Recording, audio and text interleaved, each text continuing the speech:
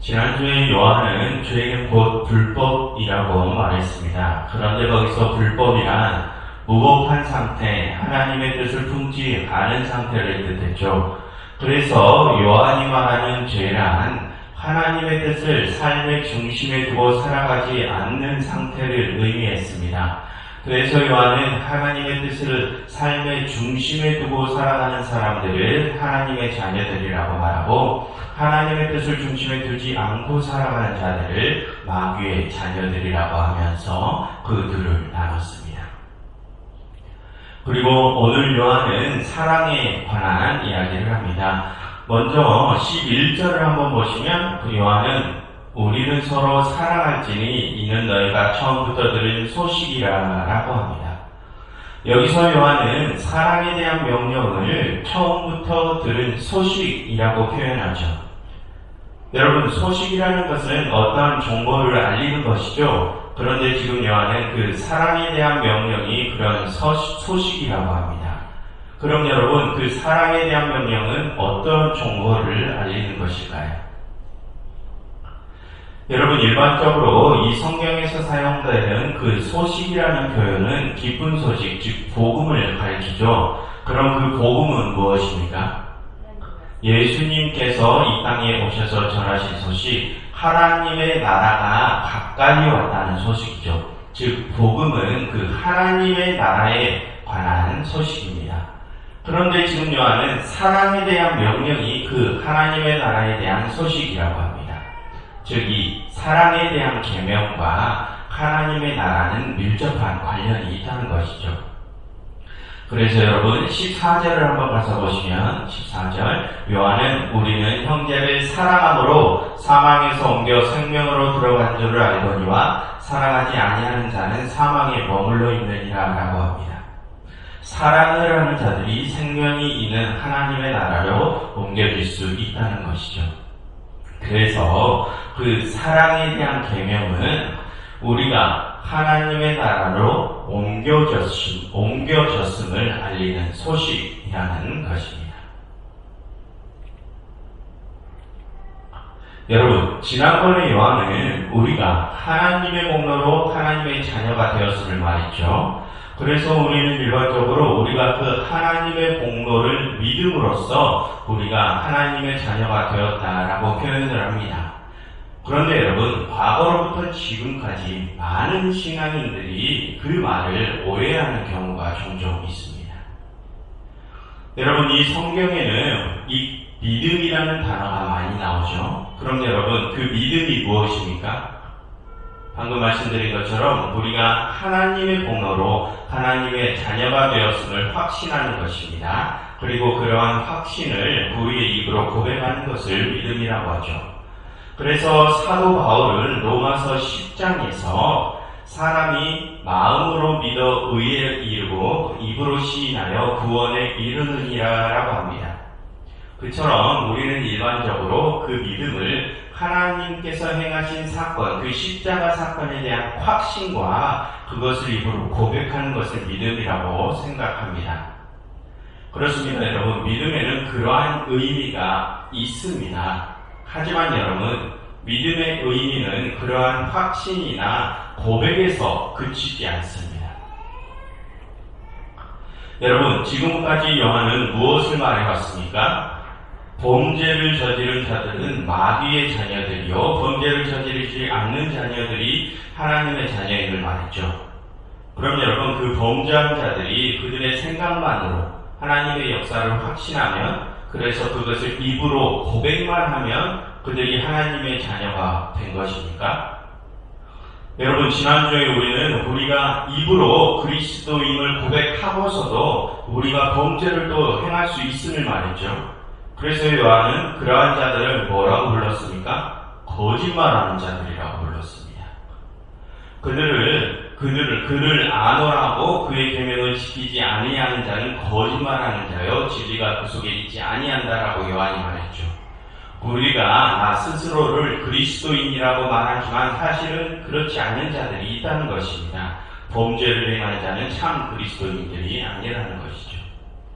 그리고 지난주에 요한은 우리가 죄를 행하고 죄를 행치 않은 것으로 우리가 마귀의 자녀와 하나님의 자녀로 나뉜다고 했었죠. 그처럼 요한은 우리의 행함을 중요시 여깁니다.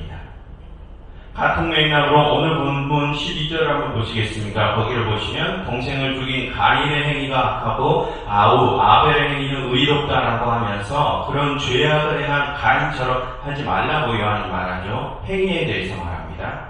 그리고 15절을 보시면 형제를 미워하는 자마다 살인하는 자니 살인하는 자마다 영생이 그 속에 거하지 아니한다라고 말하죠. 그처럼 요한은 우리의 행위, 우리의 행함으로 구원을 받은 사람과 그렇지 않은 사람을 구분합니다. 그럼 여러분, 우리가 마음으로 믿어서 의에 이르고 입으로 시인하여 구원에 이른다고 한 사도 바울의 말이 옳은 것입니까? 아니면 우리의 행위로 우리가 하나님의 자녀인지 아닌지가 구분된다는 사도 요한의 말이 옳습니까?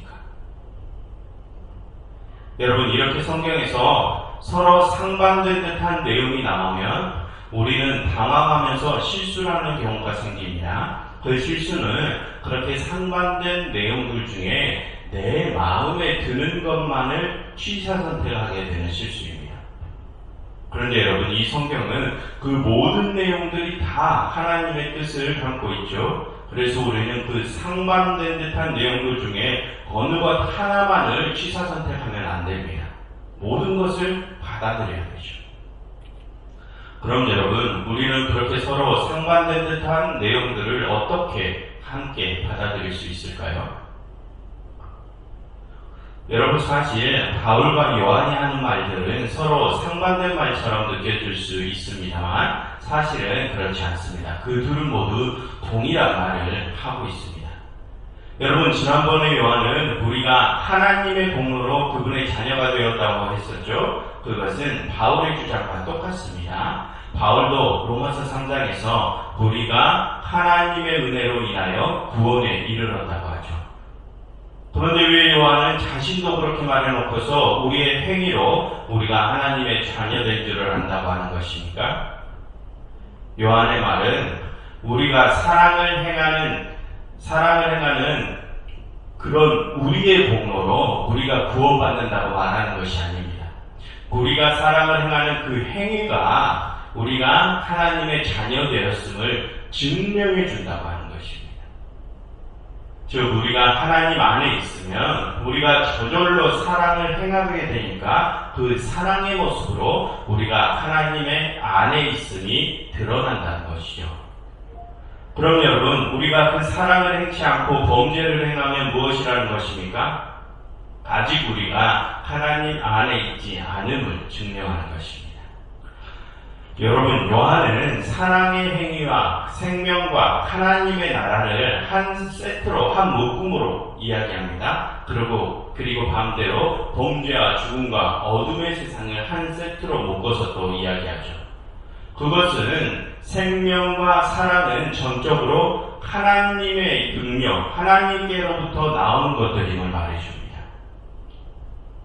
그럼 여러분, 자신이 하나님에게 속했다고 생각하는 사람은 어떤 행동들을 하겠습니까? 사랑을 행하며 살겠죠. 그것은 당연한 것입니다. 요한은 지금 그것을 말하려는 것입니다. 그러니 요한은 너희가 하나님께 속했는지 아닌지, 너희가 구원을 받았는지 아닌지를 확인하려면 너희가 지금 사랑을 행하고 있는지 행하지 않고 있는지를 보라고 말하고 싶은 것입니다.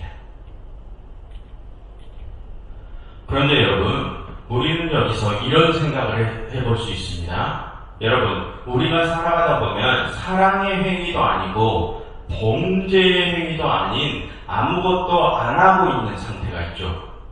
그럼 우리가 그러한 상태에 있을 때는 우리가 하나님에게 속했는지 마귀에게 속했는지를 어떻게 알 수 있습니까? 여러분, 지난번에 요한은 우리가 어둠의 세상이나 빛의 세상 중 단 하나의 세상에서만 살아갈 수 있다고 했습니다. 중간지대는 없다고 했습니다.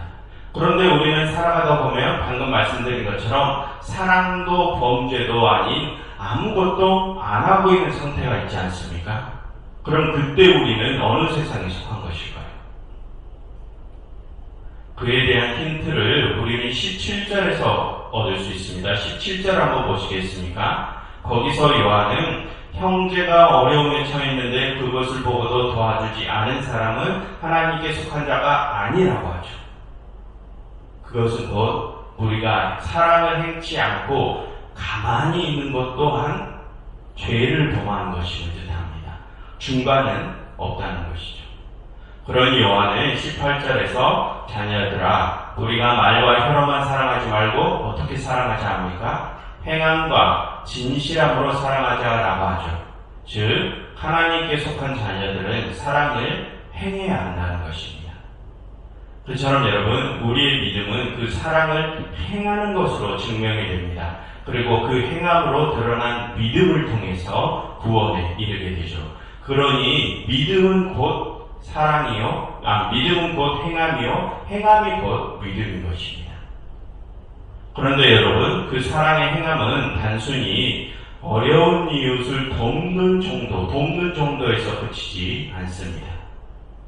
여러분, 마지막으로 16절 한번 같이 읽어보실까요? 16절입니다. 그가 우리를 위하여 목숨을 버리셨으니 우리가 이로써 사랑을 알고 우리도 형제를 위하여 목숨을 버리는 것이 마땅하니라.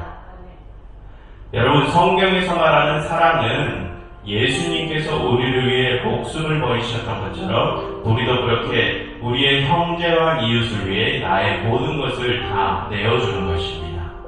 그렇게 우리가 사랑을 행할 때 우리가 그분 안에 있음을 확인할 수 있습니다. 그러니 여러분, 말이 아니라 행동으로 죽도록 사랑하십시오. 정말 나의 모든 것을 다 내어주며 사랑하십시오. 오직 그 길만이 우리가 우리의 주님을 온전히 알아가고 만날 수 있는 길입니다. 여러분, 이 시간 이렇게 함께 기도하면 좋겠습니다. 하나님, 저희에게 당신의 참 사랑을 가득 채워주시사 저희가 우리의 주인이신 예수님을 따라 정말 죽도록 사랑하게 해주세요. 그리고 그렇게 저희가 서로를 사랑함으로써 저희가 주님 안에 있음을 증명하게 해주세요 라고 함께 기도하면 좋겠습니다.